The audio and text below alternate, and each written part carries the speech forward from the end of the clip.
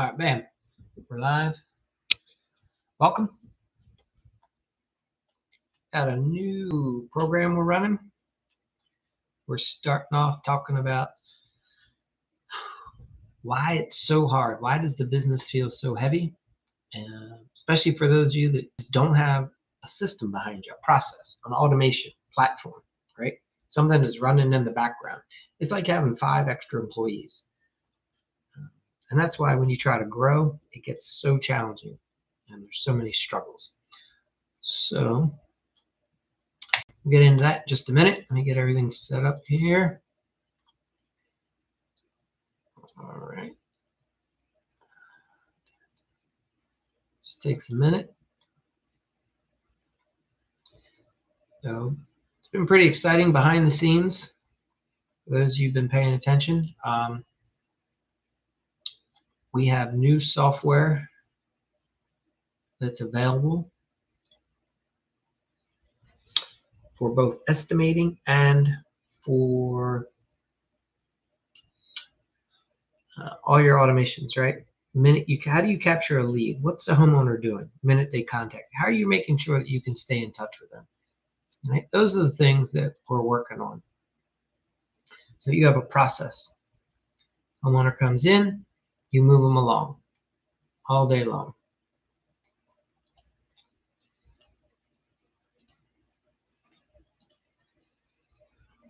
All right, just be a second here, get everything going.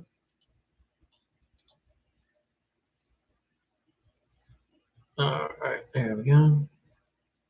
Lorenzo, welcome. Let me know where you're from, our country. All right, so let's get into content.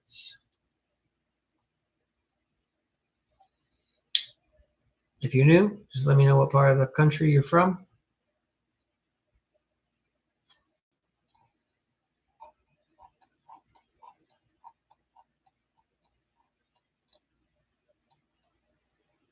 So everybody wants to know, right? Why does the business feel so heavy? Uncle Jimmy, welcome. This is what happens with the typical contractor. You start getting your feet under you, you're making a little bit of money, you start landing more jobs than you can handle, you try to bring on some people, you're not sure how to organize them, how to train them. Next thing you know, they're causing all kinds of chaos and you're running around because you got too much going on, and now you got more problems, you lose money. And this is where most guys give up, right? They try to grow and all they do is feel like I can't trust anybody to do anything that I can't do myself. I'm the only one that knows how to do it. I have to be on site all the time. I have to do this. I have to do that. I can't trust anyone. So you never grow your business. And then you get frustrated when you see guys that do grow, and then you say that they're lucky, that there's some kind of scam, right? No, what they've learned is how to delegate and bring on people with a process and a system.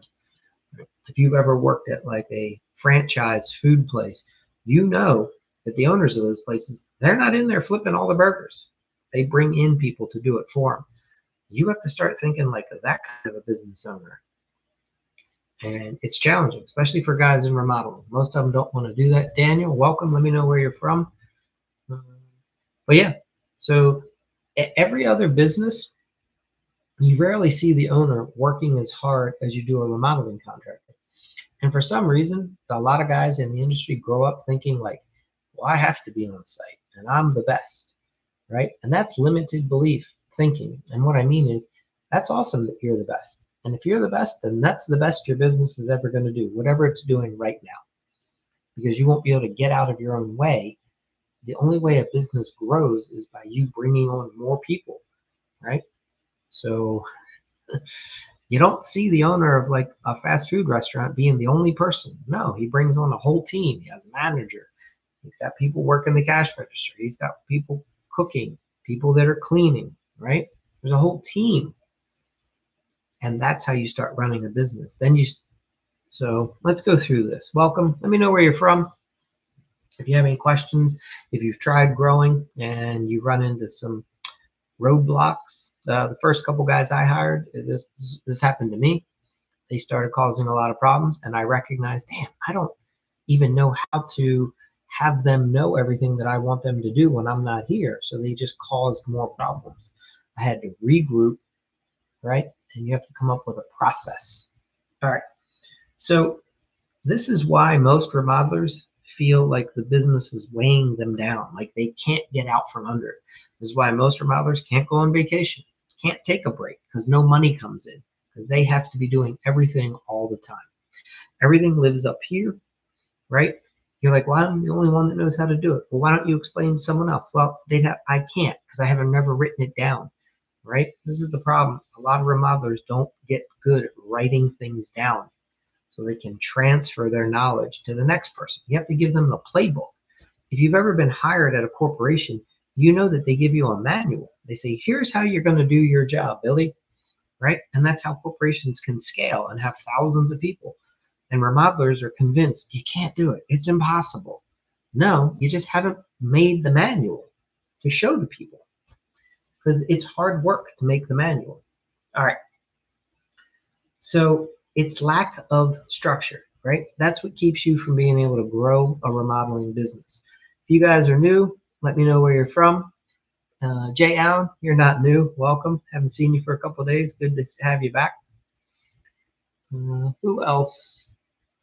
Daniel, I think you've been on here before, but I'm not. I don't remember everything, so please forgive me. All right, Jay Allen, we're talking about scaling a little bit, right? Why business owners feel that so heavy all the time, like why the business gets to a point where it's a struggle, right? And you get burnt out. And usually it's because, and you may be able to relate to this as a business owner now, you have everything up here in your head. You're keeping track of everything. And you can only keep track of so much, right? As long as you only have a couple jobs going on, a couple people to be in touch with, you got it. You understand everything. But once it gets beyond that, you're lost, right? You just can't. And until we come up with a system and a process for how we grow and we trust others and we explain to them our process, how we go about solving the problem so that then they can go solve the problem, you're going to have all the burden. Everything's going to be on your shoulders all the time. And that's why for a lot of guys, the business feels heavy. All right. So I'm pretty sure you understand that. You're at that phase now where, you're probably looking to unburden up here a little bit this year. Yeah. All right. So we'll break this down. Please put in any questions at any time as I'm going through. When most of us start in the business, we don't have to go around begging everyone for work. Um, we don't have to constantly chase, right? But we do when we want to start growing. Like we'll always be able to land a couple jobs here and there. That's no problem, right? The phone generally rings, so at least you'll find a job a quarter. Or maybe you get one this week, maybe you'll get one next week, right? You always have something. But it's usually never enough to keep anyone real profitable or busy, or definitely enough that you can grow. And this is where problems start because you have to start to get out of your comfort zone. And just because you were like good at your craft, right, isn't going to help you be good at growing your business. Think about the guy who started McDonald's. He could have been the best hamburger flipper in the world. There's no way he was going to grow a company if he just sat there and flipped hamburgers. He had to bring in someone and say, hey, I need you to flip the hamburger. You be the best at that. I need you to be the best cashier, right?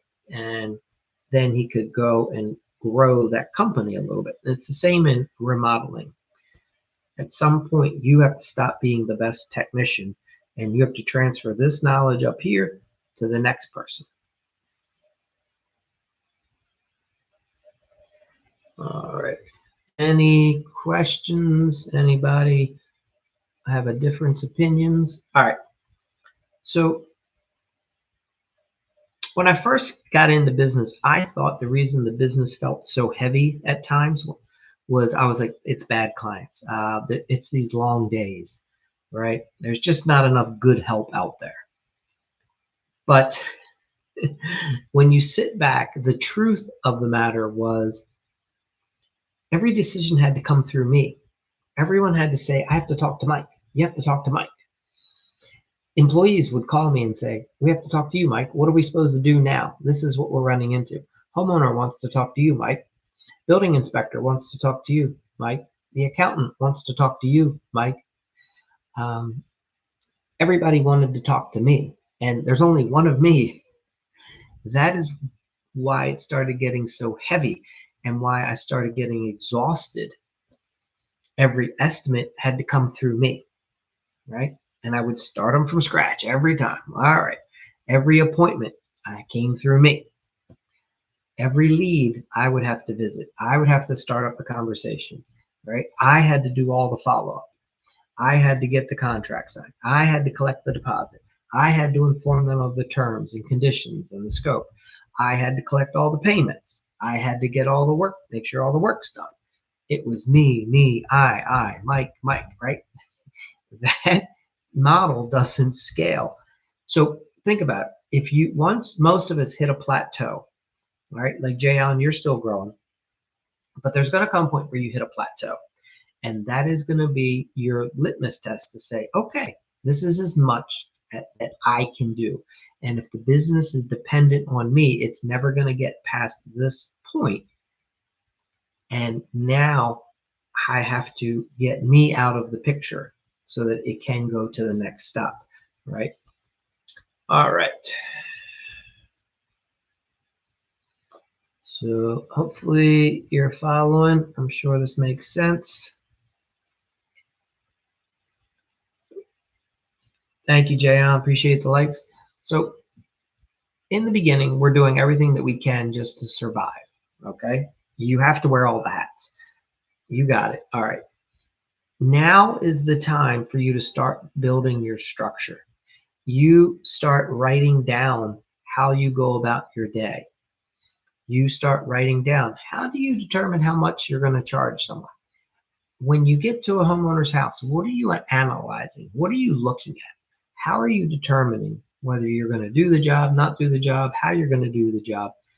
All of that up here, your brain, the way it's operating, you have to be able to put that in a list form so that this is how you know you have a good business. You could take a person off the street and hand them your manual, and you could send them into a house and they could come back with task completed, right? You see what I'm saying? You should be able to just hand someone and say, hey, follow these steps, and now you can screen the call. You should be able to determine whether our business should work with that homeowner or not. And then you should be able to hand the operating procedure for this is how you make sure the van's stocked. This is how you go to the supply house and make sure this is what you do. You get this, you get that. You check the order. Make sure that what we ordered is exactly what we've got, right? Make sure that the fittings, the threads aren't all boogered up, right? We got to make sure this fits, that fits. You have to analyze everything. Make sure you have all the tools. Plan out, think of the day that we're doing, right? Make sure you know the customer's address. Where are you going? What time are you going to be there? How are you going to interact with the homeowner, right?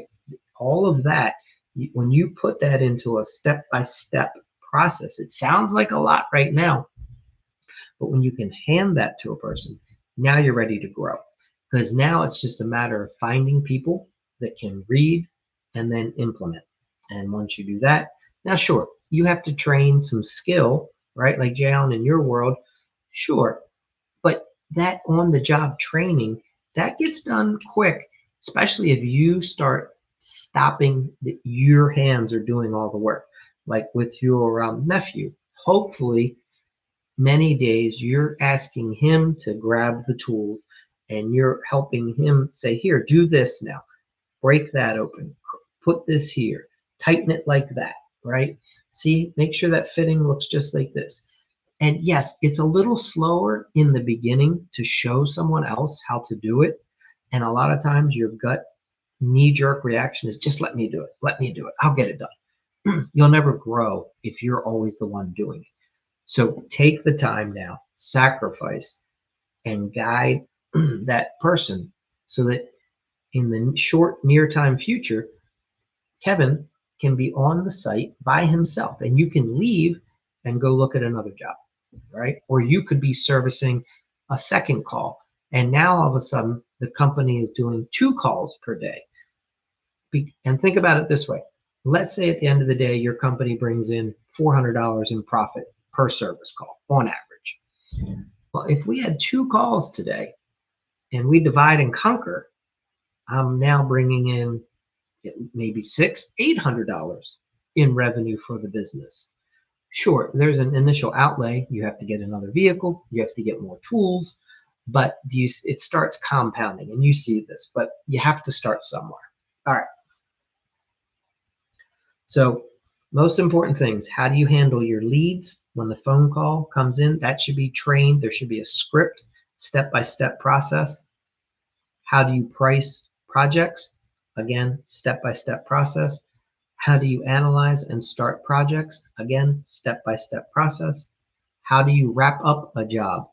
Step-by-step process. How do you go back and check things? Go back, aerate all the faucets. We've talked about this. Get all the air out of the lines, right? Open up the handles slowly so you don't blow out filters and lines and whatever. Make sure you open up the little sediment screen on the faucet and shake that out if you cut the water supply for a long time. Whatever has to be done, list that out for the new guy. So, all right. Another thing that's important, Jayon, and you know this, we have to weed the leads. It's now the most crucial part. If you're trying to scale your business, it's so crucial that you learn quickly how to make sure that you're working for the best clients. Again, we all have the same amount of days in a year, the same amount of days in a week, the same amount of hours. And if you're working on the worst job for the worst client that week, you've prevented yourself from being with the best client on the best job. And if there was a way to say, damn it, I should have not taken this customer, and I should have done a better job weeding them over the phone, so that you see where I'm going with this, because you can't get that week back. All right. And that's why some people think, Mike, you're ridiculous. You're beating us up too much. No, listen, you never get that week back. So it's crucial. Sometimes you might be better off staying home for a day and not working and passing on a problem customer. That way you allow the good customer so that you are available. Because sometimes what ends up happening is we're desperate, we're worried, so we take on a bad client, and then that bad client could sometimes interfere with us being available to take on the good client.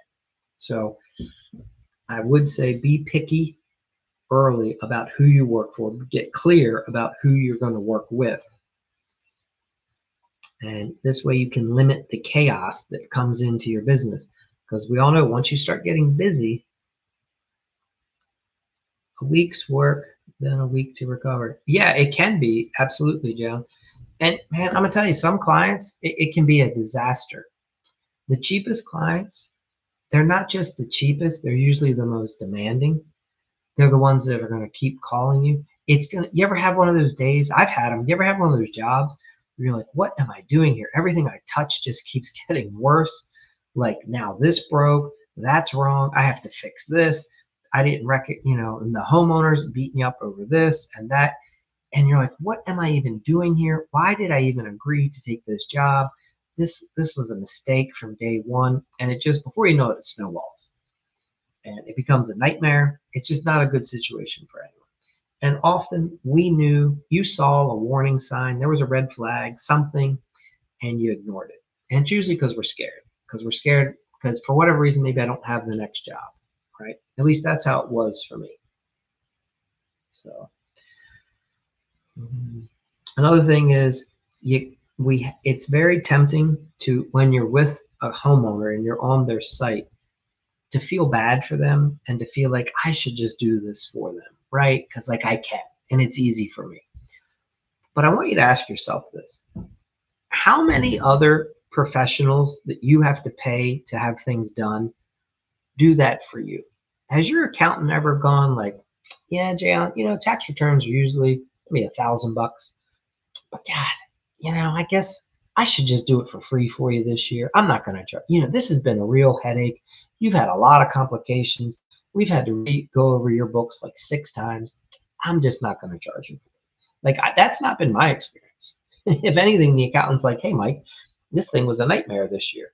I had to call you 7 times. We had to have 3 meetings, like this and that. That's why your bill's like 1,500 this year instead of 500." So I find that most other professions don't seem to have an issue in charging for their time, but for some reason, us as remodelers, contractors, when you're in the homeowner's house, something comes over you and you're like, I probably shouldn't charge him for that. I don't know why that is, but think about that. The next time you're thinking about giving away your time, your money, just always reverse it and be like, would the other person or would another professional service, I don't know, auto mechanic, um, whatever. Like, I just don't find other services saying this was a real pain. This was a lot of work. I didn't expect this. I'm not going to charge you for anything. Okay. No, they they just bill you for it because that's what it is.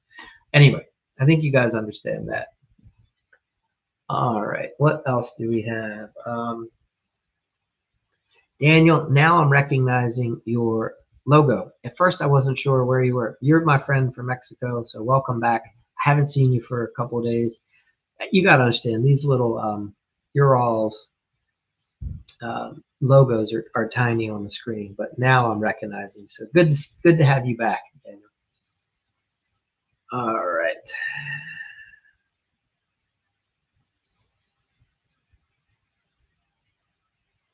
Uh, Let me see. Give me 1 second. I'm looking over. This is some new content I worked on for today. Um, so if you're looking for a homework assignment for like, if you want to plan the business for next year, so this is what I would suggest. For right now, get a physical notebook.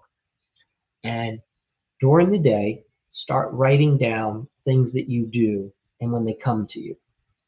And then once you have like 10 or 12 things part of a process, then you can go over to the computer and type them up and say, this is now my process for doing this. But what I find is, and if your mind works differently, fine. But what I find is a lot of guys, they don't have time to stop what they're doing during the day and take their phone and put in a notes app and create a document, right? But a lot of times, one thing will come to you like, this is how I should do my job. This is an important thing. Well, just write it down on a pad of paper. Most of us have paper. I think you guys carry paper and a pen or pencil to, just write some of those things down. And then when you're on a computer later, you can start building that scope of work. So, and try to do things um, like when you're calling a customer back, try not to be driving while you do it. Like find a parking spot somewhere, pull over, and when you're calling the customer, be able to take notes, like write down, put a questionnaire next to you so that when you're talking to them, you don't forget to ask and go through your process, right? Um, what I get at is at the end of the day, sometimes we're better to be, just because we can drive and talk, or just because I can be like trying to do 2 things at once, walking through the store, talking to the client, doesn't mean we should. A lot of times we'd be better served if we just sat still, focused on doing the one thing for the next 10 minutes, and we'd get a much better result, right? I don't know if some of you guys, I don't know if you do this, but like I'll grab my phone sometimes and I'm like walking through the supply house. Like, how am I really going to have a perfect conversation right now? Like, I'm going to be distracted. I'm going to be trying to do 2 things at once. I will end up not doing either one that well. That's been my experience. So, all right. I appreciate you guys letting me get through that. What kinds of, anybody have any questions? Anything come up for you? Anything bothering you about the business? Uh, really, open. It's open if anybody wants to share anything. What's happening? You guys getting ready for the holidays? What are we doing?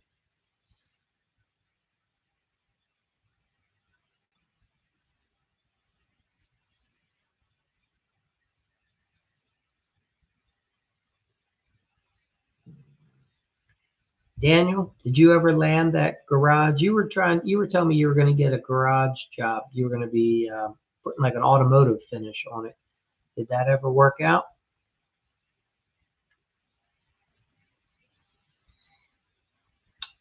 Hi, welcome.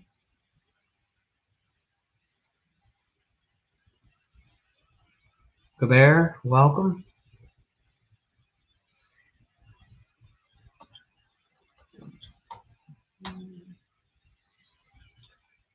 Jayon, you get into any fun projects? You got any good projects lining up for the week? What's happening it's freezing cold where we are. This is good weather, I think, for a lot of plumbers. A lot of busted pipes. We're getting down to like I think 18 degrees tonight. So um, I had to go around and make sure all the outdoor spigots are winterized, disconnect all the hoses. Okay, you went back to the lady for the new tankless unit. What brand did you end up putting in? Renai? Okay, so Daniel, you're waiting. No worries. All right. Well, if something turns around, be patient. A lot of times people aren't operating on our schedules, for sure. Okay.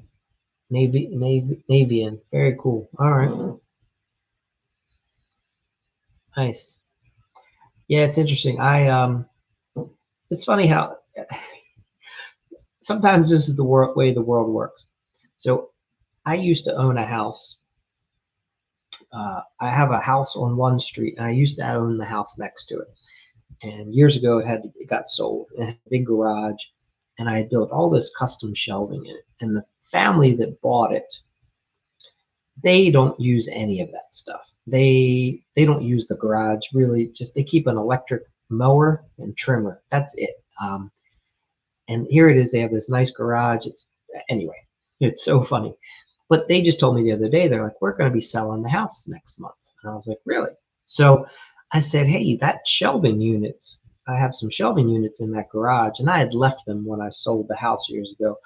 But something's changed where I could move them into another property I have on that street. I was asking the lady, I said, I'd like to come in and get these shelving units. I was like, I'll be over on Saturday, and if you're around, I could get them out of your garage for you. So if you're going to be selling the place, you can clean that place, make it look a lot nicer. Well, she never got back to me. Right. So Saturday comes and goes. One Saturday, I had somebody with me, and we could have easily moved the units. So I thought she changed her mind. I was like, she wants to keep those shelving, which is cool. They were hers. When she bought the house, they came with it. I only started asking her if I could have them when I found out they're selling the house. Um, well, then all of a sudden today, she messages me back and says, hey, it's been a busy week. We've had a lot going on with the kids, the holidays. Yeah, would you take those shelving units? We don't want them in here. We don't use them.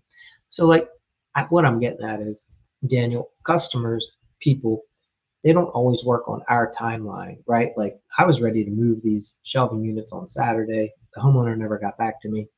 So now I have to try to reschedule, get some help. They're big. They're like 8 foot long, 8 foot tall. I I can pull them myself. They're on wheels, but it's not ideal to try to move something like that by yourself. So anyway, Daniel, be patient with that other homeowner. Just what you want to figure out is having a process for how you want to automate, put something in your calendar so that whatever time frame they told you, you make sure that you follow back up with them. If they said, hey, we're going to wait a month, you say, is it okay with you if I put in my calendar to call you in a month? And if they say yes, then you go ahead and you make a note, and then you call them back in 1 month. And then you can say, hey, I'm just getting back from 1 month. Is now going to be a good time? They might say yes, or they might say no, we need more time. No worries. How much more time do you need? We need another month. Okay. Is it okay with you if I put down that I'll call you back in a month? They'll probably say okay. So just stay with it. And what I'm saying is, you don't want to when you're just starting out, you don't want to let leads slip through the cracks. So That's all. Make sure you follow up with them. And same, Jayon, this is good for you if you, hopefully you're doing this now because you have that software. Hopefully when your CRM, if any homeowner ever calls you and they tell you, right, like, well, we're not ready to do it now for one reason or another, hopefully you're putting in reminders so that your software is giving you a to-do list, like next Wednesday, for whatever reason, is to call back the Johnsons about that water heater that they weren't ready for 3 months ago. See, are you guys still thinking about it? You know what I mean? You want to use your CRM that way so that it prompts you on who to be following up with. And periodically, if it were me, this is important to understand about business, and a lot of guys miss this. Believe it or not, probably about 20% of homeowners make a decision in the here and now. So sometimes, and Jay, on your work might be slightly different because it is service work, but a lot of times a homeowner will call me and they thought they were ready to do the project, but then the more they think about it and they get into it, they realize they're not ready. And they'll hem and haw. Usually they try to bow out gracefully. They don't usually want to tell me because they're embarrassed. So they'll be like, the price is too high or whatever. They'll come up with some weird excuse, and that's fine. And usually if you drill down a little farther and just ask them more questions, then you'll find out the real truth is, well, we just recognize we're not ready to do it right now. And then there's a graceful way to find this out without making them embarrassed.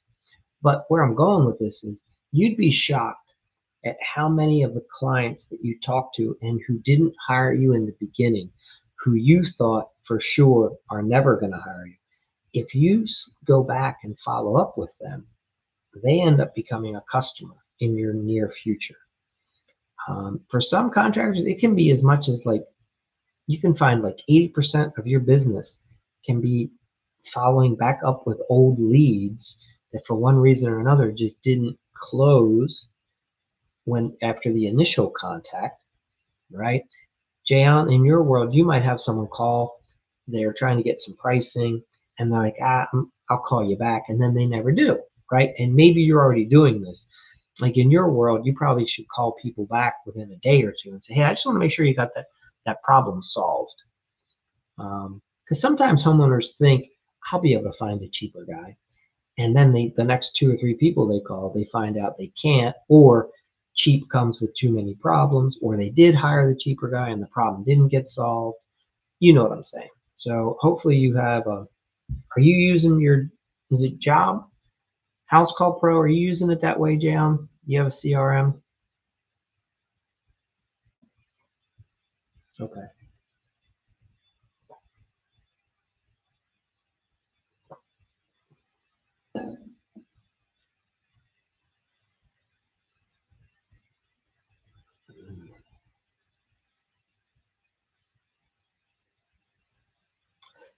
Okay.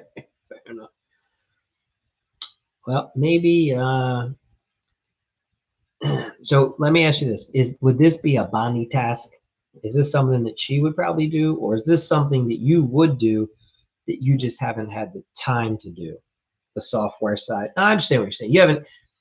You're not certain how to set up those triggers, reminders. I got you.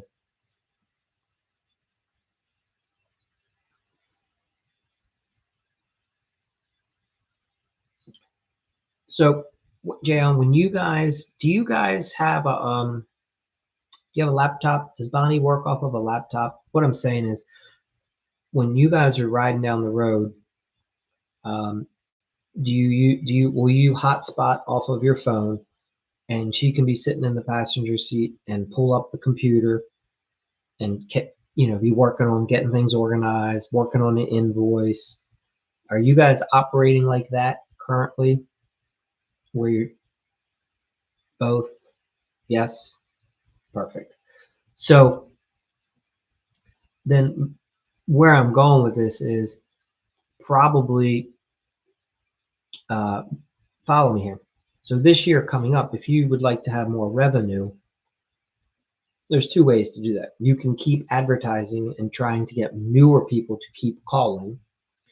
You can also go back to people that have already called and find business there by reaching out to them proactively, um, and setting up something within your CRM to where you're emailing, sending a text, sending out a letter, like a flyer, helpful tip, um, and then also following up with a phone call. And you can start automating some of that process through your, most likely, your CRM does that. If it doesn't, we could talk about getting you into a CRM that does. But where I'm going with this is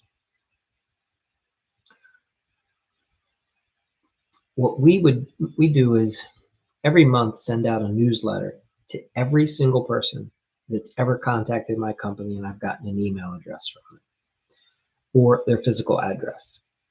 So I would email them once a month, and I would send them once a month. I would send out a little flyer, postcard, little tip, you know, um, maybe put a little coupon. In your world, it might be some sort of a, or if you're trying to drum up more business for, let's say you want to do a bunch of water heater replacements, you might put some kind of an offer on a postcard about water heater replacements, and then you mail those out.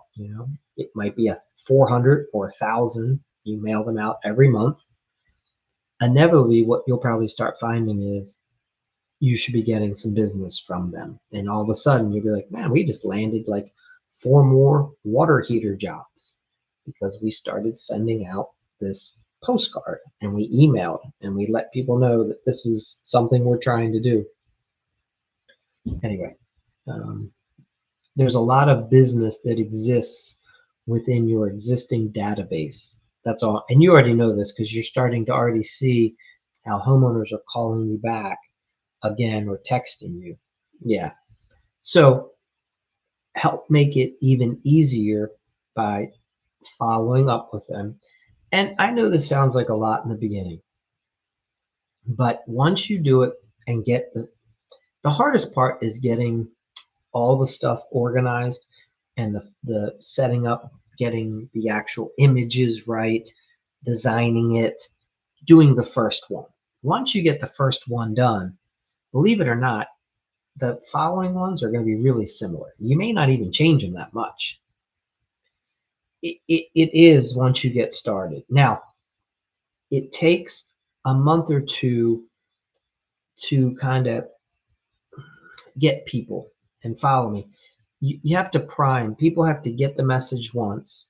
If it's a postcard, which I would suggest you send out, and you put some sort of a coupon in there, okay? And we could get creative with what that coupon's going to say, but make that postcard have some sort of value. And what I mean is there should be a reason why the homeowner holds on to it and then redeems it by calling you and saying, hey, we got your postcard and we want to take advantage of that thing that you said you would do, whatever that may be.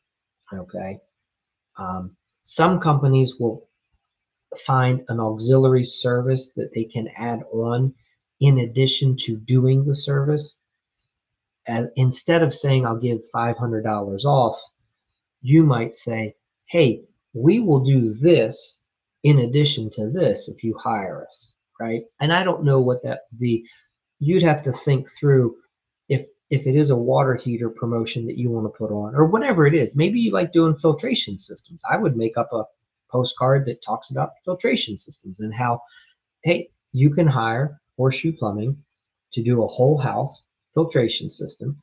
And for every filtration system that we supply and install, we will also do this. And I don't know what that this is at the moment. You'd have to help me understand what goes together. Or maybe you talk to like your distributor, your supply house.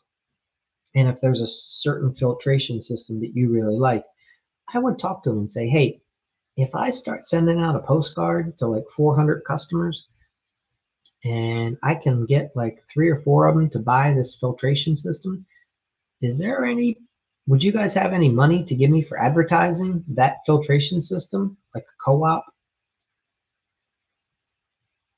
Perfect. There you, now you're, see, Jay Allen?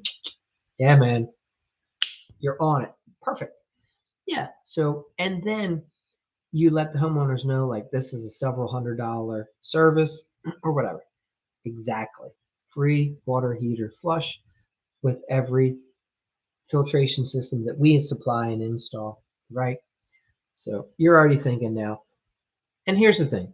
In the beginning, yeah, it might cost you like $400 to send this thing out, and it might cost you 400 the next month. I don't know what it's going to cost. I don't know how many we're talking at the moment. But if you did this for 6 months straight, then we could look and see what the return is to understand, right? And I think you'll start noticing that hopefully a filtration system is profitable enough that it will recover $800. You know what I'm saying? Or $400, depending, so maybe we only have to do 3 or 4 of those jobs to cover the marketing expense for the next couple of months. And then as it kicks in and more people get the offer, we have to find it to where it's a positive. So you're getting it. But yeah, I would start looking into that for your upcoming year. Trying to think. I did, like I said, I like to send out postcards for decks and screen porches. Most of my, let me follow that up. In my area, most contractors, they all do decks. So what we started advertising was screened in porches. A deck with a roof and walls is a screened in porch. I wanted to build the deck, but if I suggest build a deck, now I'm competing with 12 other people to build a deck. But when I advertise screened in porch, there's very few people advertising that. Now, it's not like the other deck companies can't build it.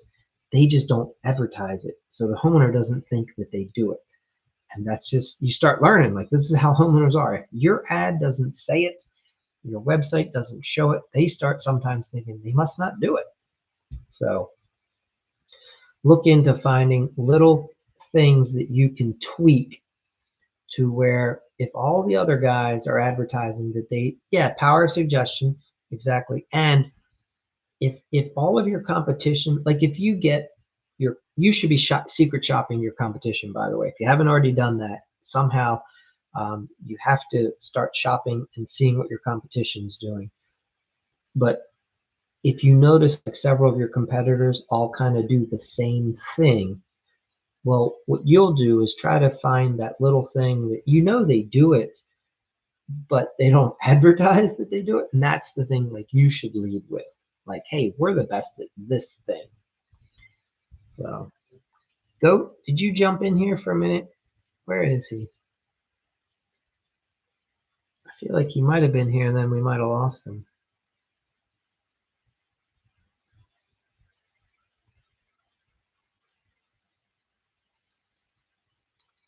All right.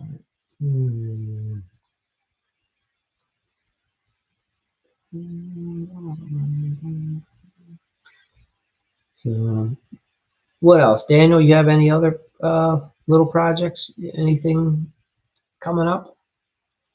Jay Allen, once you do the filtration system, you got anything else you're looking to do? Any interesting job on the horizon? How are you guys? Like, Jay Allen, are you going to be booked during the holiday? Do you think you'll be working?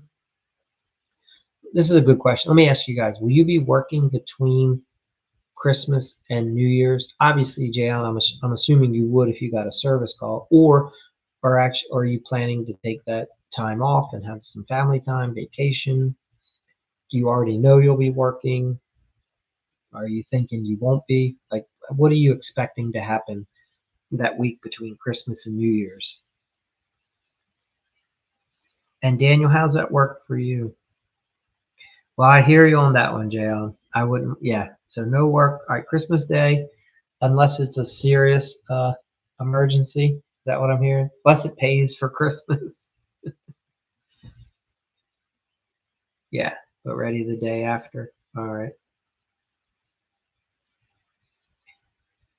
I hear that. Now, Daniel, do you and your boss, will you guys work after Christmas, between Christmas and Thanksgiving?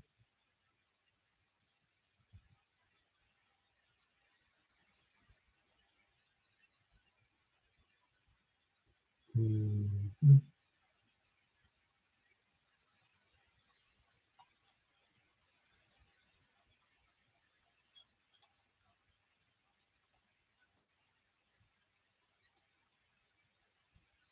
Okay, you guys will be working. Very good. All right. Yep, just another week. I hear that. Very good.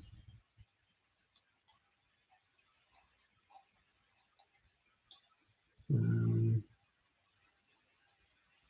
all right. Well, I appreciate you guys both being here tonight, and unless you have any, which is fine if you do or don't. If you have any questions or anything you want to ask, let me know. Otherwise, we might jump off here. If you're on YouTube and you have,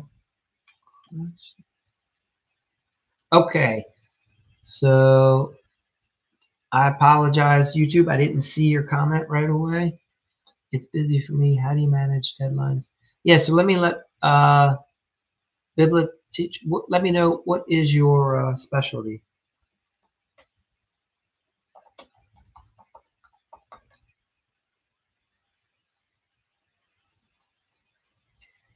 And just like that, I guess I lost them.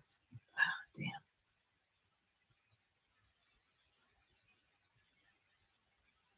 Okay, you had some baseboard tile. Nice, Daniel. That's awesome. Mm.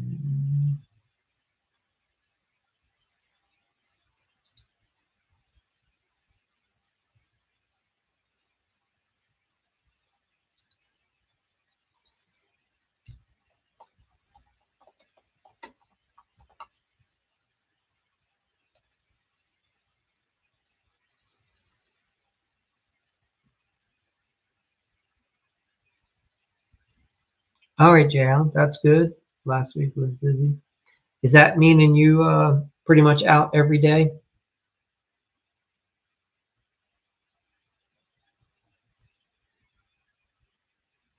That's awesome. Yeah. And here everybody's talking about the holiday slowdown. Not for you. Damn, a couple jobs a day. That's awesome. So you're coming into this new year strong. Yeah. Your business is starting to turn already, it sounds like.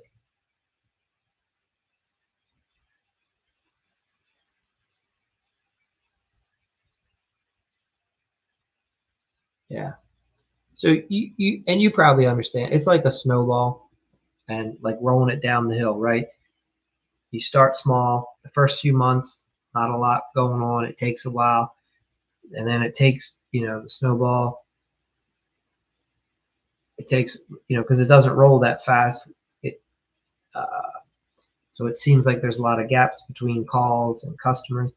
But now I think you've got it rolling faster, and you're building up more momentum. So I think things are starting to, yeah, transition for you. That's awesome.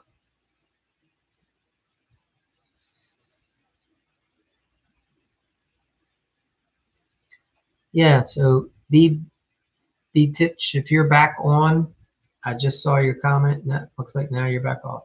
All right.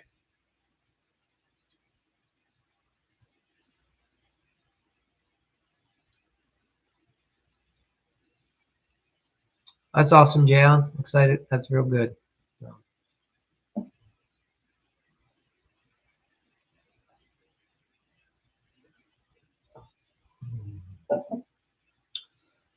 all right. Well,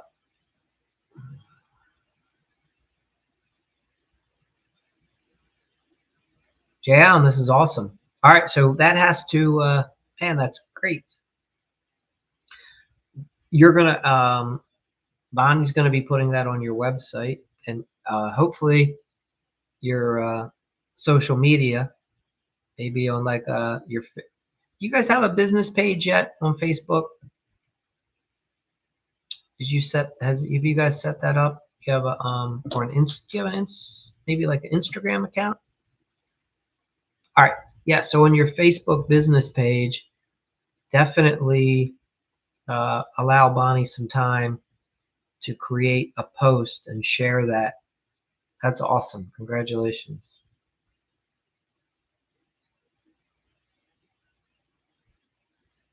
Both. Okay. Yeah, I mean, definitely share that out there as much as you can.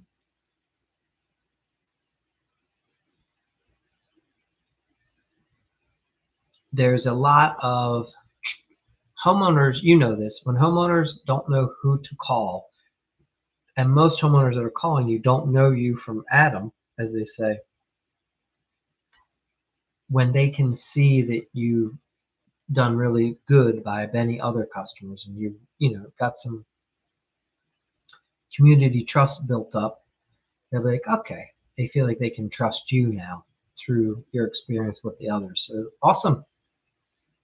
High five. Good job. I think that's just one of many you're going to be ranking up, by the way.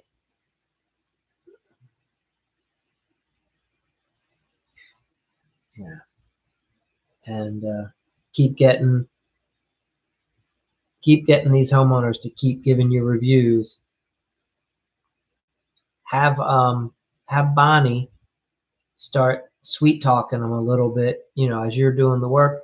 She go, Mr. Miss Homeowner, this is going to be so nice. The best thing you could do for us is, when it's all wrapped up, just share what your experience was like working with us. That's a really easy way I find to ask for someone to give a review. Just have them share what the experience was like. You're not influencing one way or the other. Tile and Grain, welcome.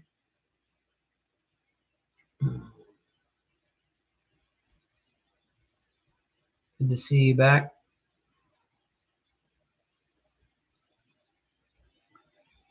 Yeah, the Google reviews are really good, Jayon. Yeah, I mean, so, but yeah, maybe that's how you got your award. I'm not sure. It sounds like it. So, but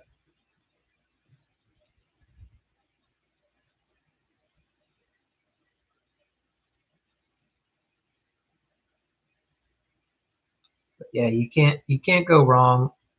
There's going to come a point where you'll have like 1,000 or 500 reviews, and you won't have to push for as many all the time. But in the beginning, I would try to get as many as possible, as fast as possible. And I think the more you get, I think it helps keep you relevant too within Google. So I don't, I, it, I guess what I'm trying to say is I wouldn't ever stop asking for them, but in the beginning, I would try to make more of a priority to make sure I'm getting as many as possible. And then down the road, you still want them, but you know what I'm saying? Once you have like 1,000 reviews, um, yeah.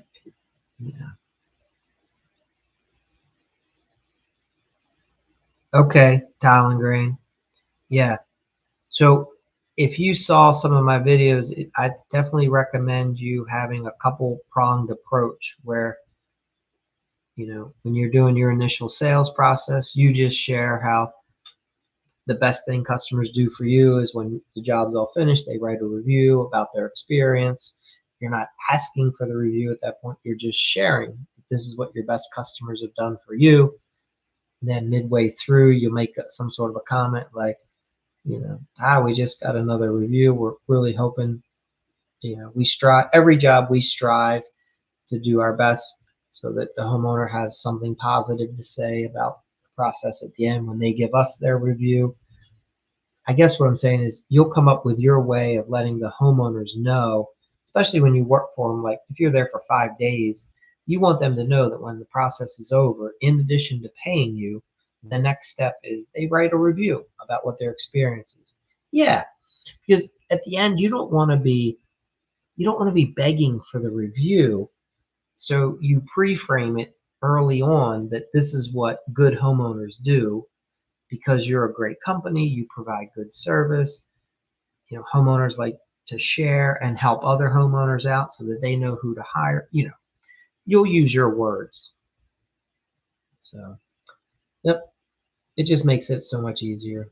And like if you certain software will prompt the homeowner and give them a link to ask them to complete the review. I don't know if yours does that or not.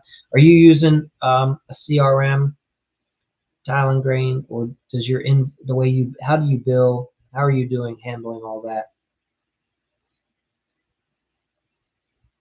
Tracy, welcome.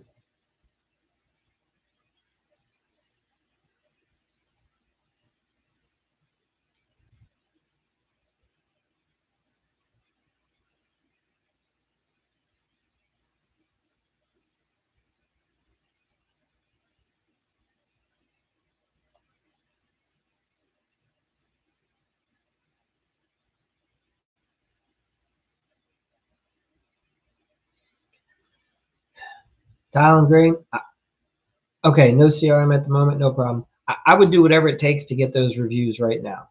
And I wouldn't feel desperate about it with the homeowner. Somehow, just share with them how important it is that they just write an honest review. That's all. You're just looking for an honest review. We're not telling homeowners, say, listen, if we help make this process simple for you, if you found that working with us provided less headaches and you were relaxed and felt like you were very thankful that you found us as a business, please share your experience. Homeowners are struggling right now. They don't know who to hire.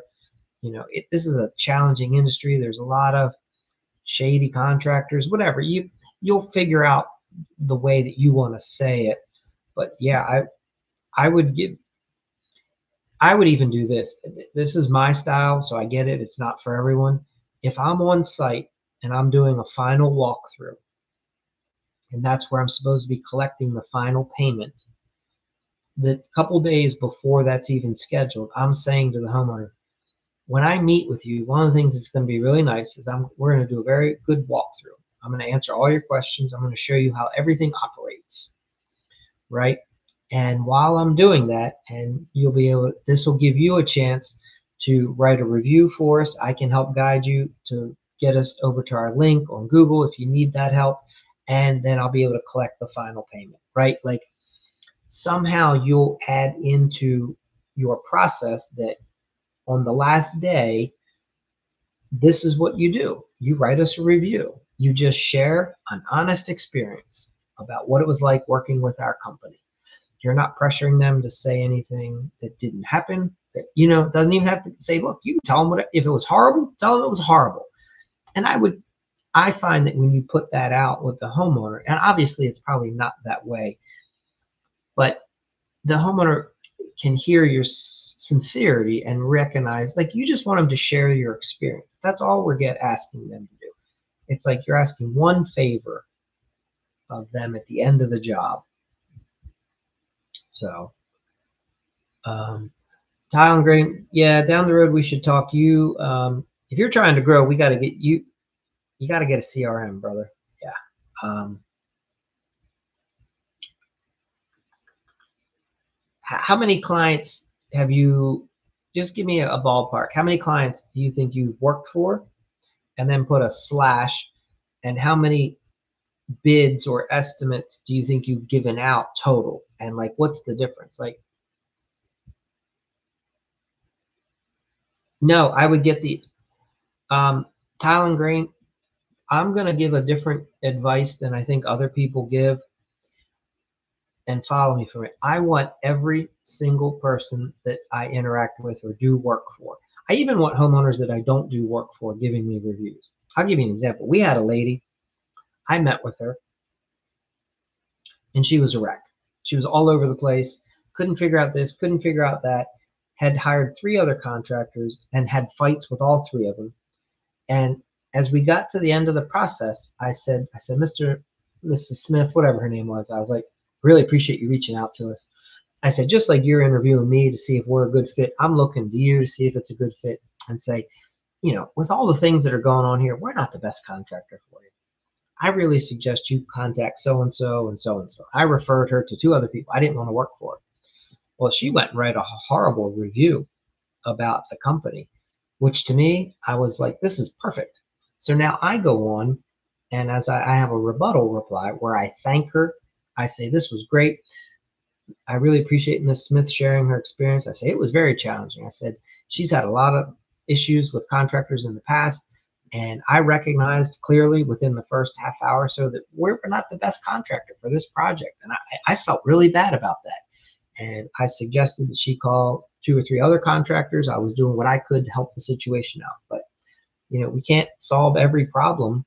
Anyway, I believe in my world that an honest review followed up with an honest rebuttal or reply, I think even gets you more credibility than if that homeowner would have never given me a review or given me a 5-star if we had landed the job.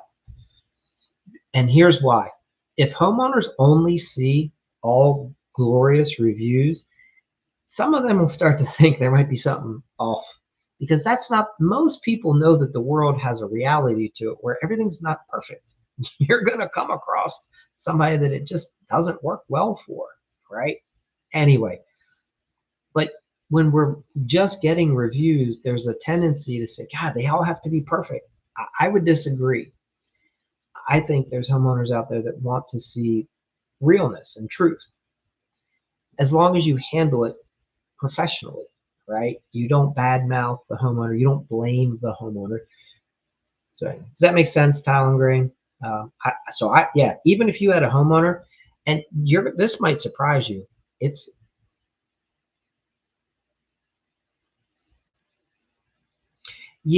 Tile and Grain, here's what I was curious. How many customers have you, since you started your business, like how many jobs have you sold, landed, completed? So I don't know, 100, 500. And then how many prospects do you think exist? Like how many people have you probably talked to about a job, met with them, but then it never turned into a job? And I want to see the disparity in the numbers. So like for me, in my database, I probably, let's say I have 1,000 homeowners that I've worked for. I would have 6,000 homeowners that we didn't work for. Yeah. So do you have a record? Do you store all the homeowners' name, phone number, physical address, and email address? Do you have that on a Google Sheet, a Microsoft Excel? Do you have paper files that someone could go through and find all that information to put onto the computer? Yeah, so if you've been in business for 5 years, and let's just say you do on average a job a week, you should have, let's just say, you should have 45 clients a year. 40, let's call it 50. So 50 times 5, that would be like 250 clients. And then you're probably not landing, you at least have double that you didn't sell. Okay, perfect. So you have a database. And when we look at our database, we want to look at 2 things: customers and prospects. So you might be surprised by this. A lot of contractors, when they start fishing, farming their non-sold jobs, you'd be shocked how much business is there that you're not capturing. A lot of times we'll meet with a homeowner, and for one reason or another, they're just not ready. They thought they were ready, but then they weren't. And we'll think, well, they didn't hire me. They said I was too expensive, or they said they were hiring another guy. Sometimes the homeowner's just too embarrassed to tell you that they're not ready, or something came up, and for whatever reason, they don't always tell us the truth about why they didn't go forward, which is fine. But a couple months later, they might be ready, or a year later. You just don't know. Or maybe the initial project they wanted to have you look at, yeah, maybe they didn't hire you for that. Maybe they did hire somebody else. And maybe that turned into be like a shit show and it was horrible. And now they're ready for the next project. So where I'm going with this is you should have a way of reaching back out to all of those people monthly, whether that's just sending an email, sending a postcard, a newsletter. There's a lot of business right there in that database of yours. And we can set it up so that it gets a little bit of an automation to it where you just have to type up one email, or let's say we get you to do 12 emails. That's a campaign. And then boom, we just put them into your CRM and you don't have to touch it again. The first of every month, that email goes out. And you could send two. You could send one to all your customers and one to all the prospects. You could just send one to everyone that's the same. It just depends on where you're at with your marketing and advertising. So that's what a CRM would start doing for you, is making that process very simple.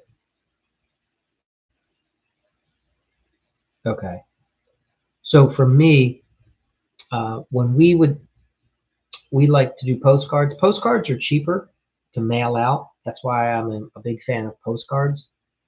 And inevitably, if a postcard gets sent out, let's say I send out 1,000 postcards, about a week or two later, the phone really starts ringing a lot more, or more emails are coming in, and you just never know where they're coming from.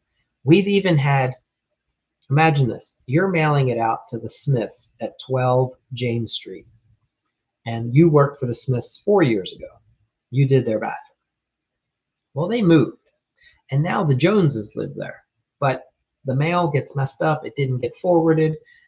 So the postcard that was supposed to go to the Smith ends up at the Joneses. Well, the Joneses just bought the house like a year ago, and they want to redo the other bathroom, and they don't even know who to call because they're new to the area. And all of a sudden, they get your postcard. Like, this is how crazy this stuff starts happening. You don't even know this has happened. You don't even know the one family moved and another family moved in, and you never would. But all of a sudden, now that you're sending out postcards, all of a sudden you get a phone call and they're like, hey, we got a postcard. You addressed it to the former owners. You just don't know, is what I'm saying.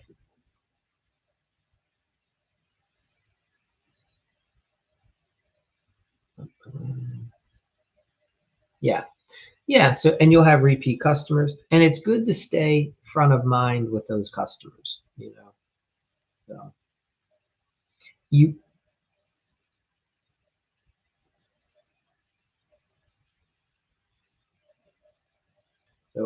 I like to do the mailing once a month, and get a little consistent. You can pick whatever day of the month, the first of the month, the 15th, the 30th, the 6th. It doesn't matter. You just want to have it so that it's consistent. In general, the emails probably won't cost you too much. Most CRM, well, it depends. Some CRMs will let you send out like 100 for free. If you start getting up into the thousands, there might be a fee to send out that many emails. It's usually not much. It's usually very small amount. It's nowhere near sending out postcards or even to the next step, letters. So a lot of times I'll do a flyer and then it's a trifold. We'll fold it, right? And then your CRM, you just go over and you can print all that out. Moonflare, are you still in here?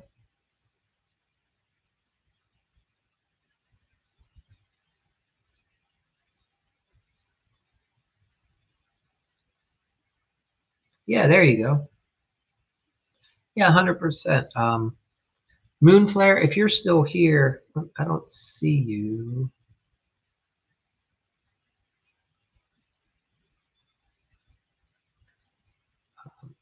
So tile and grain, yes, you'll definitely have super clients, 100%.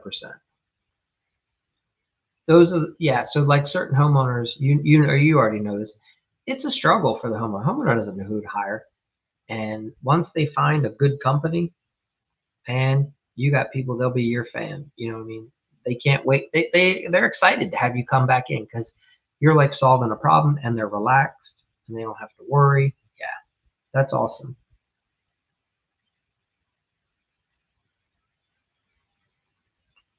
Yep. Yeah, definitely reward those folks. I've talked before about, maybe you get them a nice dinner at a local restaurant where you talk to the owner and maybe they get to meet the owner or meet the chef and get like a private dining experience. You know, you should definitely reward those homeowner with something nice in your local community.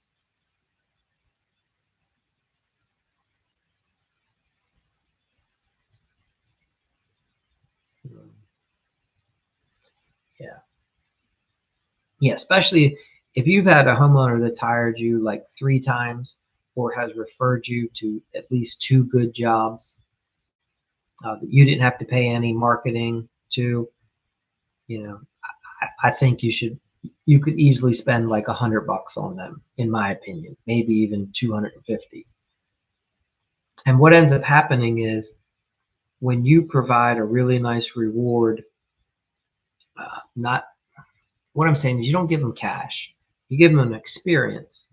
And then that experience, they in turn will think about this. You give the homeowner a special private dining event at like a local restaurant, and it's midweek. So the restaurant's not going to be that busy already. But what that allows the restaurant to do is maybe give this couple that you're sending out one of the better seats in the house, and it gives them a chance to maybe have a little interaction with the owner or the chef, and they can come out and say, "Hey, we're going to prepare a special meal for you guys tonight. What do you like? Do you like this? We're going to disregard the menu tonight. What would you guys?"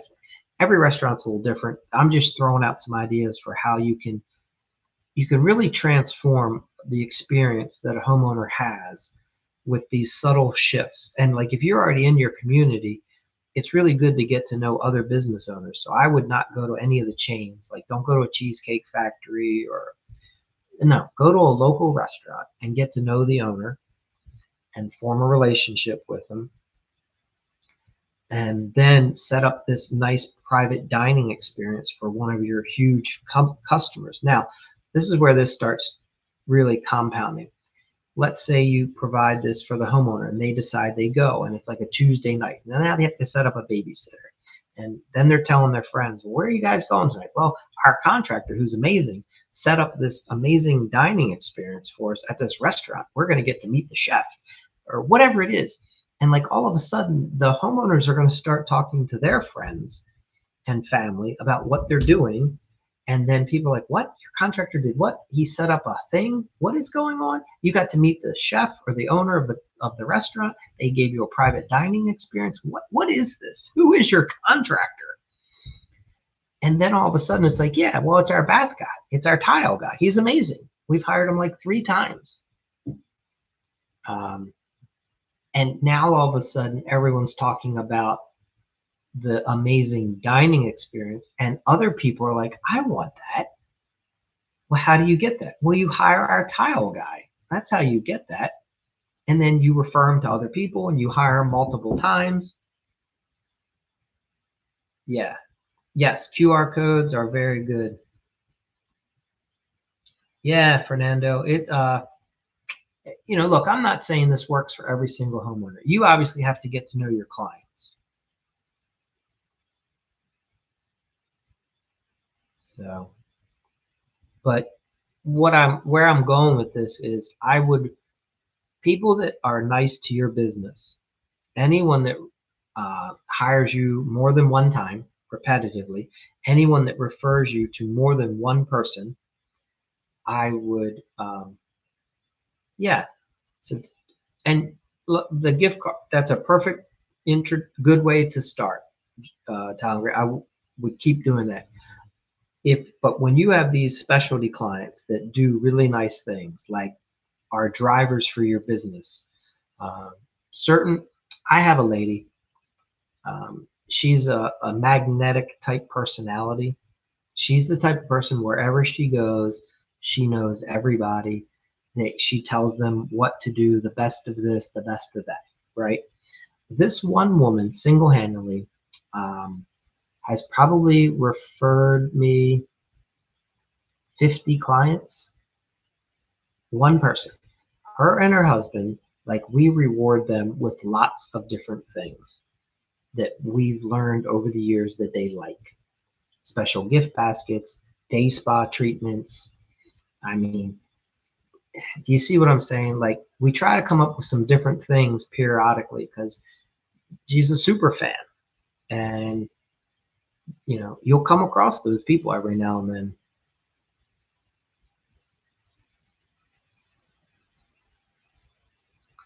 Yeah. So Fernando, like I said, in the beginning, it's good to, all this.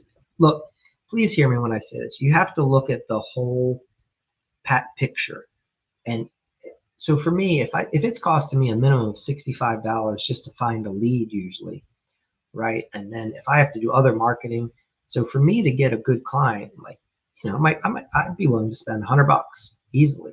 But if somebody's bringing me these clients and they're amazing clients, and I'm not having to spend for the marketing, the online lead service, I should be using the money that I would have spent to reward the person who's bringing it to me. And I've found that they're not motivated by cash typically. If they were, then I'd make them a salesperson. Hey, you want to work for our company and do sales? Like, you can make a ton of money. Most of them don't do that. They're not referring us because they want the money. They're referring us because, for one, it makes them usually feel good to be able to help their friends out and to let people know, like, they know good people. And so, like, there's a different reason why they're usually recommending you. So I like to provide them with amazing experiences in return that gets them talking even more about the whole process. That's where I'm going with this. So tile and grain, it really is. And over time, now that you've been doing this for 5 years, you hopefully will build up a couple, like you said, super fans. You want to build up a couple of these people.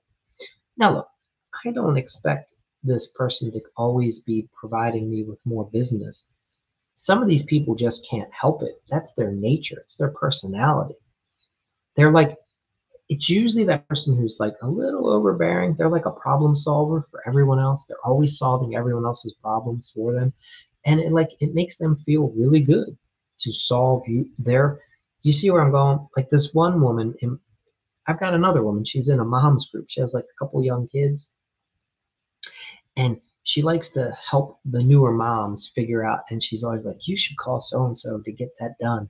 You need to have this installed in the bathroom. You need this in the kids room. This is how you got to get them to bring and do this for your house. You should call you see what I'm saying? She's nonstop. She's relentless. But it works. She gets, and they're so anyway, you want those people on your side. So, and then when you can provide them with cool stuff, you guys are following this.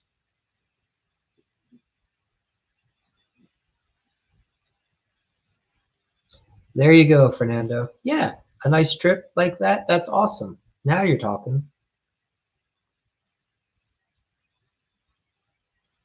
Yes, Talon Green BNI. I'm a huge fan of BNI. As long as you make sure.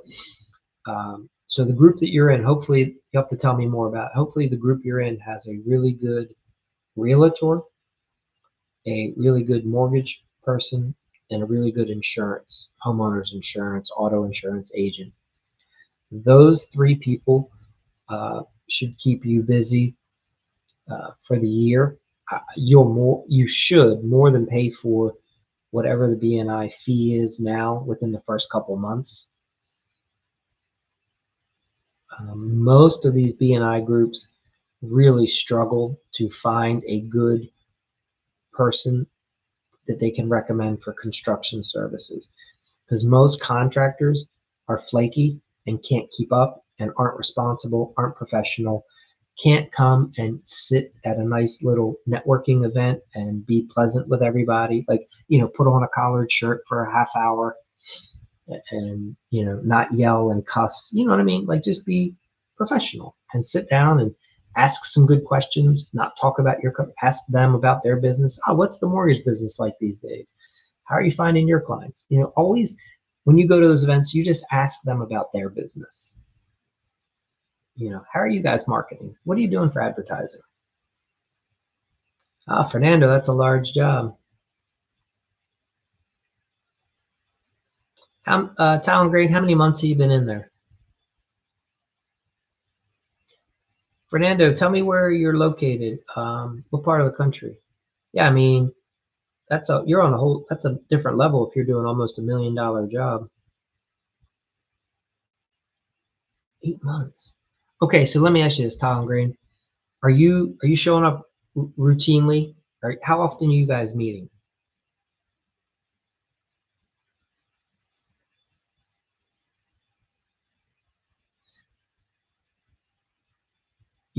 Have you been going? You because they have a pretty strict policy. I don't think you're allowed to miss more than 2 meetings, right? Like you, if you if you haven't been getting a lot of jobs in 8 months, please hear me. This might not be the right match for you. Maybe there's a different BNI group to get into. That's just been my experience. I'm trying to understand. I could understand if you said you've only been in there like 2 months, but something's amiss if you've been in for 8 months and you're going once a week. And look, it could be as something as silly as the.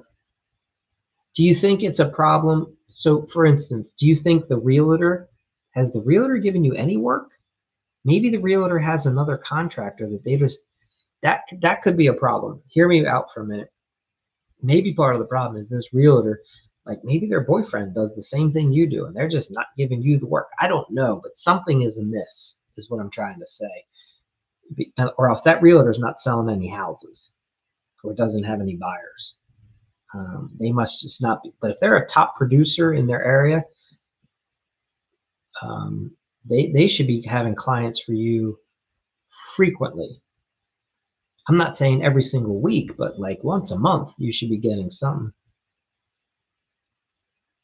Okay, so this realtor doesn't even want to use you for their work because they're cheap. Is that what I'm? And I don't mean it in a bad way, but fix and flippers, they're not. They're typically probably not looking for. I've seen your work. You do high quality work. They don't want that. They're trying to grab Chuck in the truck, is what I'm making an assumption, but that's what I'm thinking. Okay. Yeah, Talent Green. If it were me, I would get a different. I would ask for a transfer. I would say I need to get in a different group because there's like a conflict of interest. You know what I'm saying? You're just not going to get the work, and that should be one of your number one sources. If you haven't gotten any work in 6 months from that GC, yeah, it's just I'd see if I could find a different group. Maybe it meets at a different time. Maybe it's like a half 15, 20 minutes in a different direction. Hopefully there's another one in your area. In my area, there's they just meet at different times. Some meet at lunch. I like the breakfast ones personally. We would meet like 7:30 in the morning. It's usually we're out by 8:30. So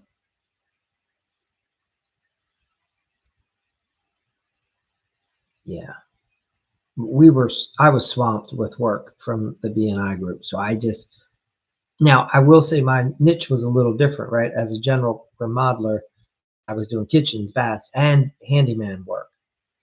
Um, so, but we were swamped from the BNI.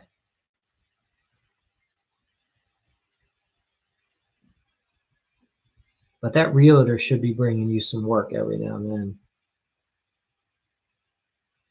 Yeah, I, part of me thinks, unfortunately, you just have a bad alignment with the realtor. It happens. Like it's not your fault. Like you can't predict that. Um, where I'm going with this is in the last 6 months, you should have at least gotten like a job or two. Every realtor comes across somebody that's trying to redo their bathroom or a backsplash for their kitchen. I mean, I'm just thinking like the basics that should come up constantly, right? Like,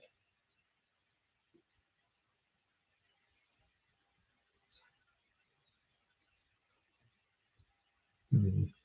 But I do think the realtor is one of the keys. Now, don't get me wrong. I'm not saying that any realtor you meet with, isn't going to have like another contractor, another friend, but they should share some of the referrals. If they're in the group, like you're in the group, they should try to share some referrals every now and then with you. At least give you a chance. Fernando, what part of the country are you in? Are you on the West Coast?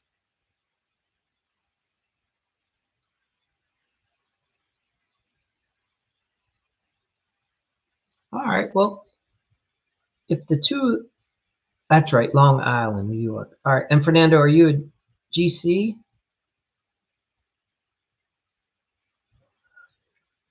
Yeah. 4 to 5. Okay. Yeah. Well, and how long? I'm assuming you've been in the game for a few years, so because you already seem to know the process. Um, yeah, tile and green. Well, that's good. If two of the members have hired you, that's encouraging. Yeah, it just sounds like the realtor's not working for you. That's the problem.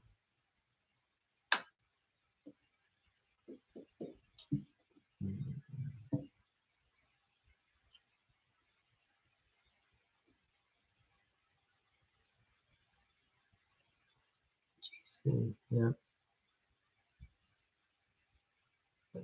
Okay. 2 years since you got your GC license. Very good. And how are you getting, Fernando? How do you get most of your work as a newer person? Are you doing a lot of networking yourself? You doing any online ads? You Okay, 14 years in the home improvement space. Very good. Yeah, so you probably have a good network of people.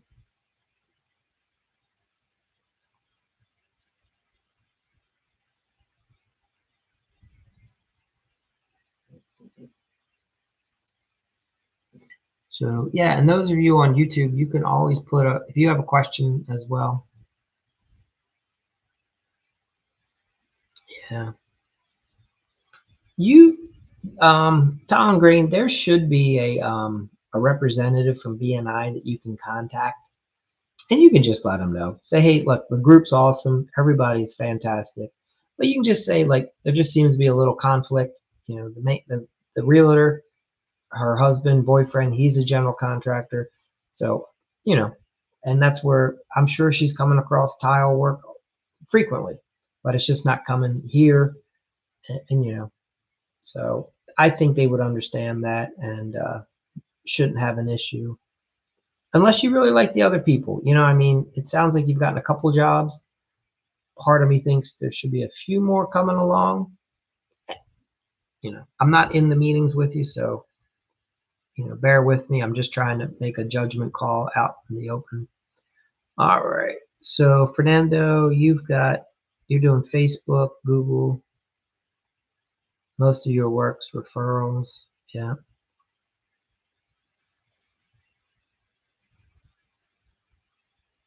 Fernando, are your projects like are you only doing one or two a year because of the timing? Like are they just long-term projects?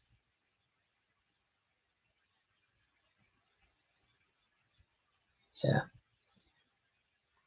Yeah, Tom Green, like if you're not used to doing like your elevator pitch as they call it, like this is good experience where you have to get up, talk about your business in 30 seconds, you know, get comfortable getting uncomfortable as they say.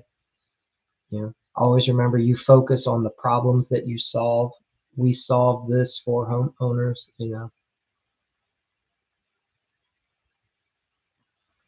Okay, so all right, you build 8 brand new homes. Very good. All right. So you have a good process down. What software are you using software to help manage your subs? Are you using anything for estimating or CRM? But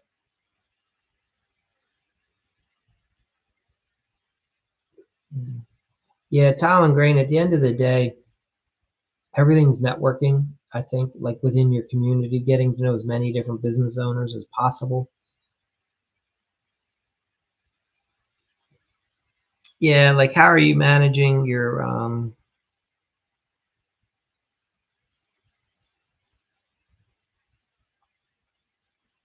yeah, customer relations? Like Fernando, how do you have any automations for your emails, text messages when a prospect reaches out?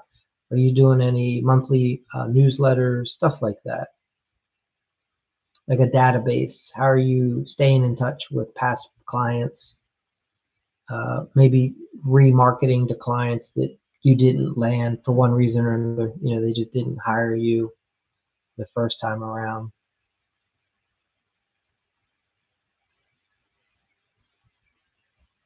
So you have a project manager that manages the system. Do you know what, do you use, does your company have a software package that they're using? Does the project manager use it? You guys might want to, maybe you use something like Builder Trend. Yeah. Tile and grain. I know, I hear you. You're not trying to be negative. I'm just saying, like, if you were in a group for 8 months, you should have gotten a couple jobs from the realtor. That's all. That's just my personal opinion. But I also recognize there's the reality of life. Like, if you and the realtor haven't connected, which it sounds like it's challenging because their spouse is a GC, right?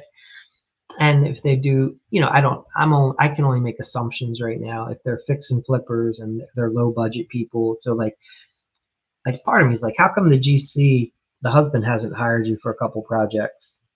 Like, at minimum, like, I mean, your work's gorgeous. So like, it's not a quality. If anything, I'm thinking you must do too good of work for. I don't know. I'm just trying to guess. Why are they not bringing you on to do work for them?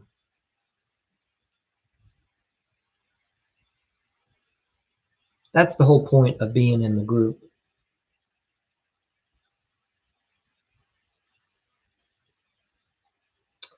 Yeah, Fernando, I would agree mostly with you as well. There's every now and then there's some higher end guys, that investors, that somebody like Tom Grain, he could probably work for, because they are probably looking for decent work. But by and large, yeah, fix and flips, just might not be the right match. Most most fix and flippers are just scraping the bottom. They're trying to avoid any legitimate contractor because they don't want to pay the real price. They just want to pay an hourly wage. They want to get somebody out there. You know, yeah, correct. Yep, and you're right, Fernando. And there's not a lot of high end. Uh, there's some, but it takes a while to find that person. 100%.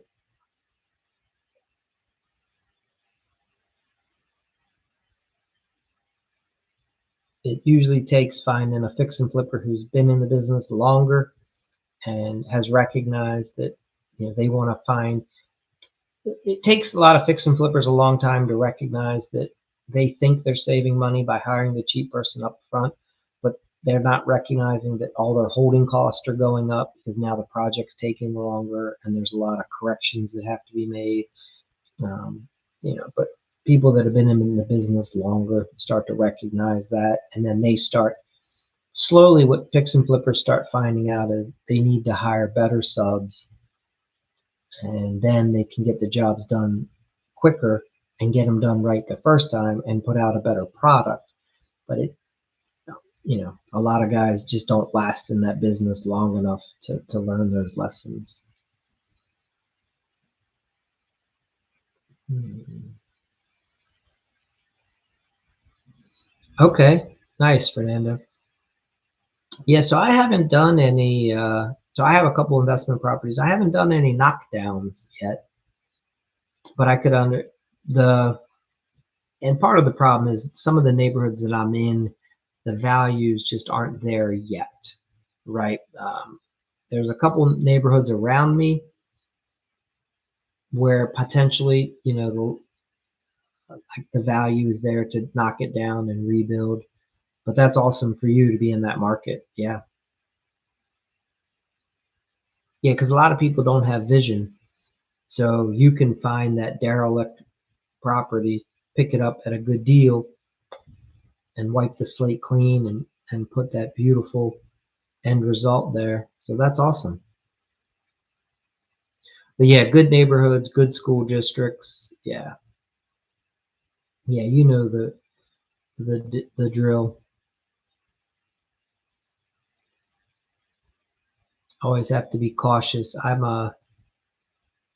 My area, we have had a recent. How do I explain it?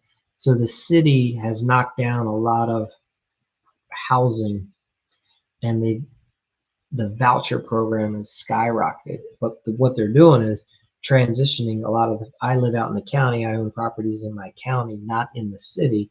But all of a sudden, we've had huge influx in vouchers and client tenants that have vouchers, and that has not been good for most of the neighborhoods.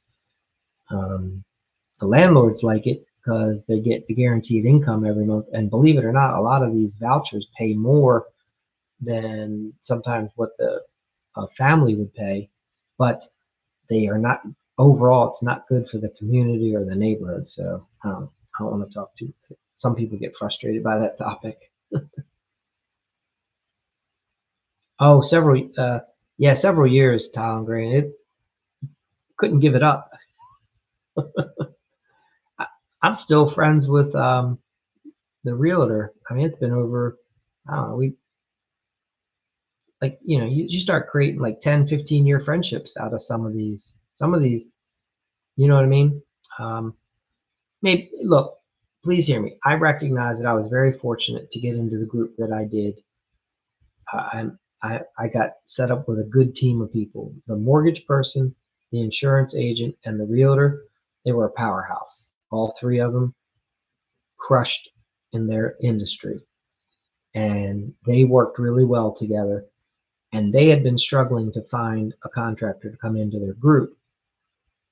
And so I remember I visited first, and I was like, I don't know if I want to join or not. And I went back a second time, gave it another, and then man, I was hooked and was in for years. So, you know, um,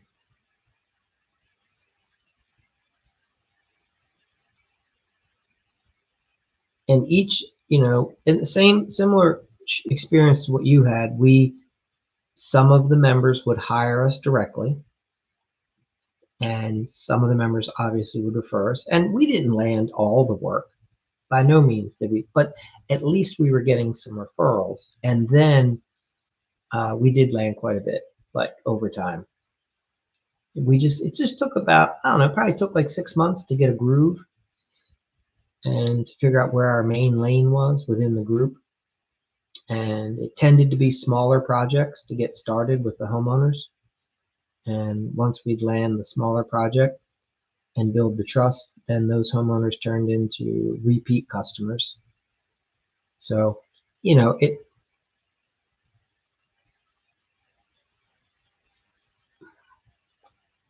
Do you do tile and green? Are you doing any countertop work, or is it just tile work? Help me understand that.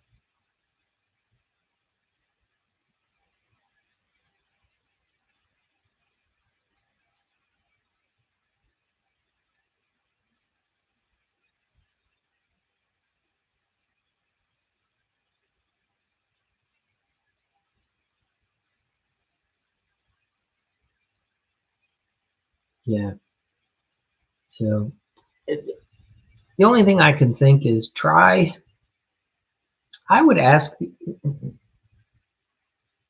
Yeah, bathroom remodeling. I mean, that's a really good niche to be in. I would ask if it were me at your next meeting, if you can, I would ask the members of the group, say, what is it that you guys would that we should alter? What could my company do better to attract or I don't I'm tired. Give me a minute here. You almost want to ask them, what is it that we could do a little bit differently so that we could help facilitate some more leads, more projects? I don't know. There's a way to ask that. Uh, and I'm not saying you stand up in the middle and ask that, but maybe you go, I'd be tempted to even ask the realtor directly. Say, hey, look, you guys are great. Seems like you're busy. I've been in here 8 months. What would I have to do to have you refer me? Like, what would it, like, why haven't, I don't like, it's like, what would we have to do as a company? You know what I'm saying? There's a way to ask that is what I'm trying to get at.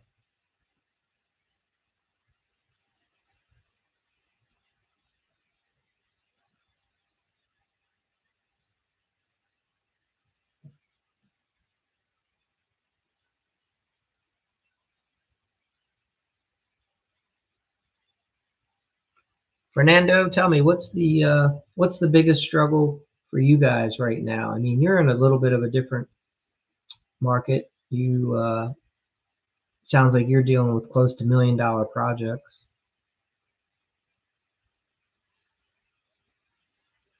I tried.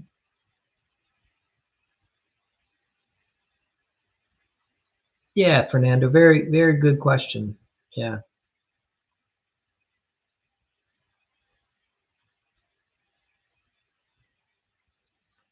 yeah. Ask them what kind of services they'd be interested in for sure. Oh, that's all I'm saying, Tyler Grant. I would may not put the stake in the and close out the group altogether, but I would definitely be asking some questions and just seeing what it is that's maybe, I don't know, maybe there's something simple that's happening for whatever reason. But I would just think with if you have a mortgage broker and you have an insurance agent and you have a realtor, every time a house is being sold, you have buyers and sellers. So follow me for this. A lot of those sellers are moving into another house in the same area. So most likely and when they're selling the house, a lot of times some people are renovating the house before they sell it. All right. Now I'm not saying you always want that work. It might be lower end. It's a realtor job, but usually when the buyer is purchasing their house and coming into it, they want to hire a professional contractors. And a lot of people want to remodel a bathroom when they first move into a house. That is very common. So unless the realtor is just referring her husband and then he's hiring his own crews, is what I think is happening. They're just not hiring you to do the bathroom model. I guess that's what I'm calling it. All right, that's enough on that one, I guess. Yeah, so Fernando, tell me, what is like a big challenge in your market? Help me understand. I'm assuming your projects are larger, maybe $1,000,000 projects, longer, probably taking close to a year. Um,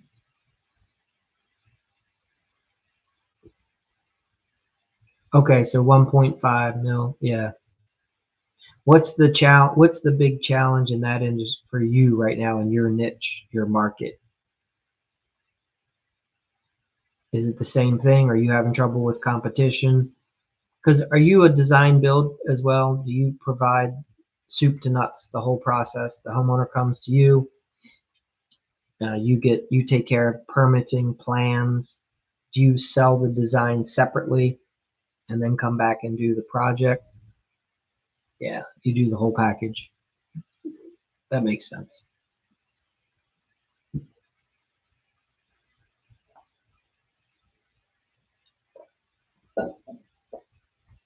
Yeah.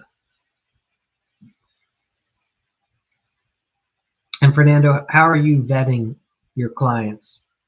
Do you have like a initial phone call process? Do you do an application process? Do you just go out and meet with them and then screen them in site, on site, in person?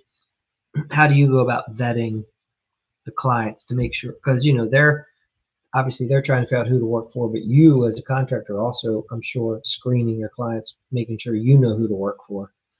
How do you approach that process?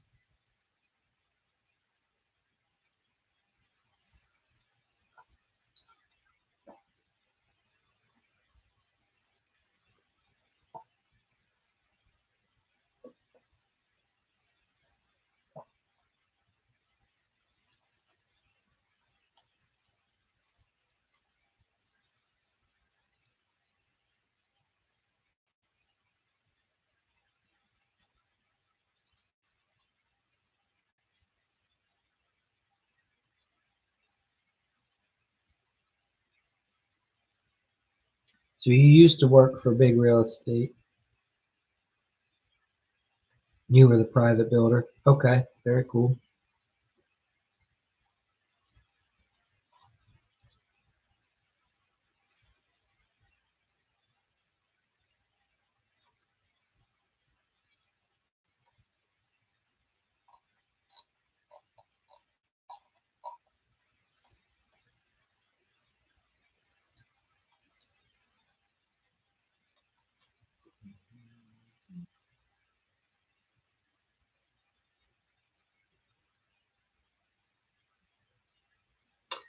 Yeah, Don Jackson, you might be in the wrong group here.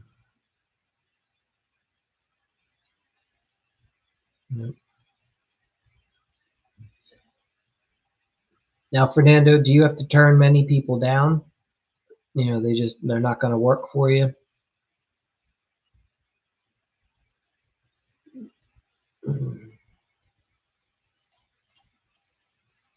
Yeah. And is that how is your process? Is that something you do initially over the phone, or will you meet with them on site?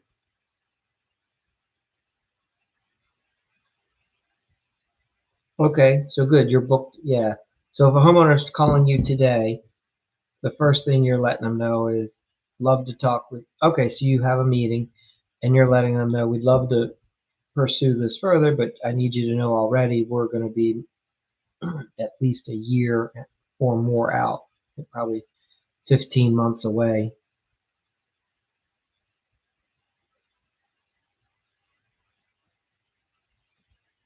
So what are you finding is the biggest challenge right now? Or are you at a place where it seems easy, right, for you? You don't really, you just work your process and it works.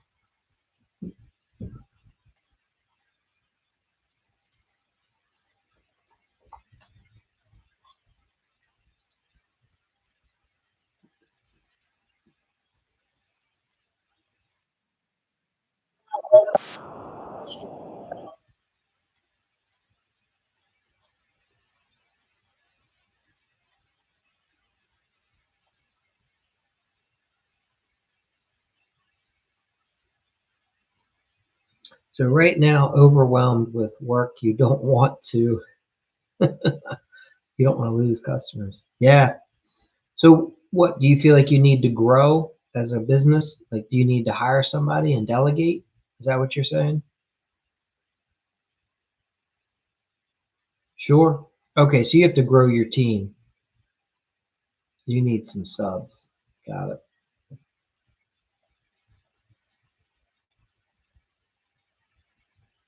Yeah, because you're wearing everybody's on your, you got too much work for yourself. I see what you're saying.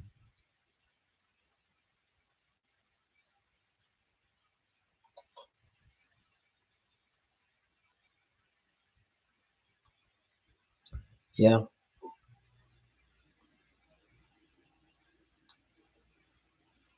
Yeah, it just takes time, right, to build those relationships with the subcontractors.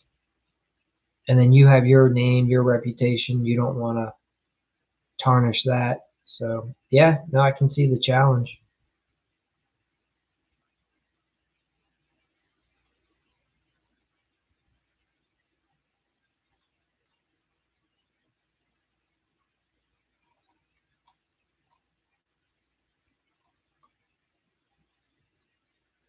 Yeah, it takes time for sure.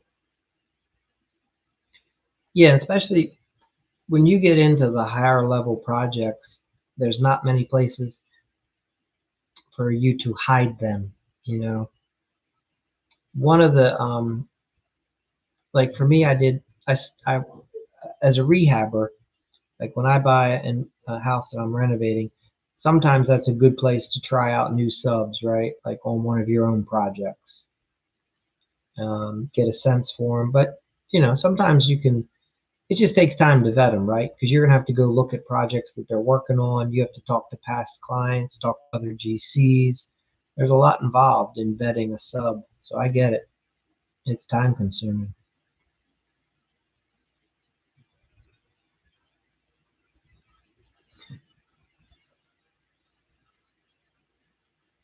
It,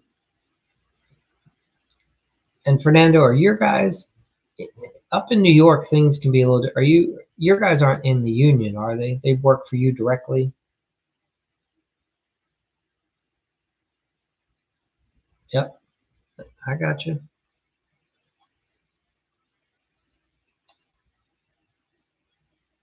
Yeah, they work for you. Understood.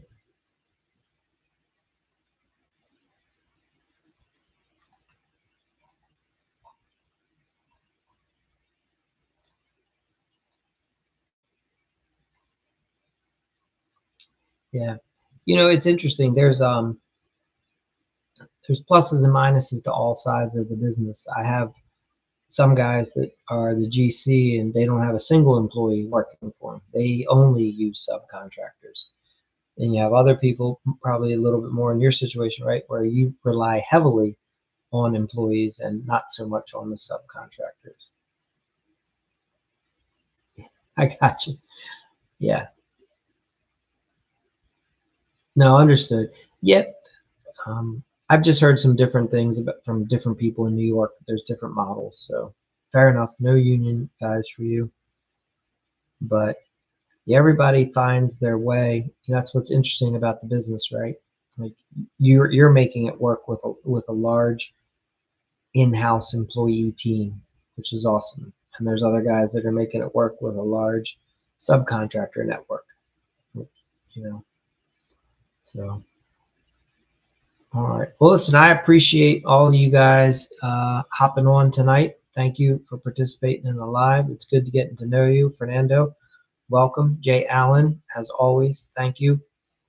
Uh, Appreciate you being here. Tile and Grain, thank you as well.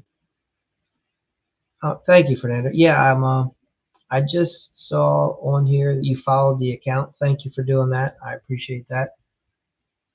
And yeah, so you guys, listen again. Thank you so much. Have an awesome night. We'll be back. We'll have some more of these. If you're following the account, you'll get notified, and we'll be in touch for the next one. Take care, guys. Thanks.